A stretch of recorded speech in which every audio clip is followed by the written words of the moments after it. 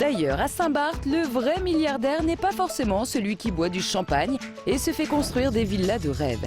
Il en existe un autre spécimen, mais il préfère vivre caché. Pour le trouver, il faut suivre François Pécard, un architecte installé ici depuis 35 ans. Il a construit quelques-unes des plus belles villas de l'île et a réussi à se faire adopter par les vrais Saint-Barth, les descendants des colons normands. Henri Gréau, marin de profession, descendant des 3 premières familles installées ici au XVIIe siècle et qui possèdent la plupart des terres sur l'île. Alors ça, on l'appelle la maison à François.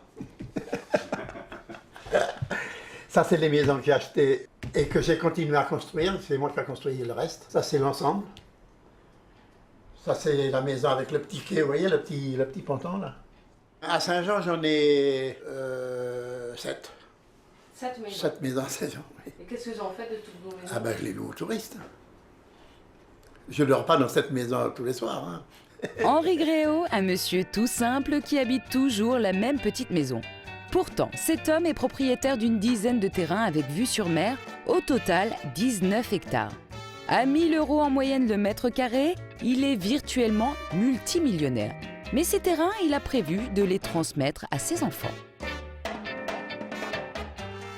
Ça part là après et ça va jusque les barrières vertes là, que tu vois là.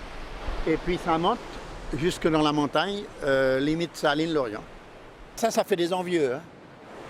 Mais il y a des choses qui ne se vendent pas. Voilà. Et c'est pas la peine de me faire des propositions, je ne suis pas vendeur. Ça ne m'intéresse pas, c'est un patrimoine. Il ne donne pas de valeur à un patrimoine, ça n'a pas de valeur. Je ne suis pas dans le besoin, alors ça va. Et ça me fait plaisir. Pourquoi? Parce que s'il emmerde le monde, c'est pas mal.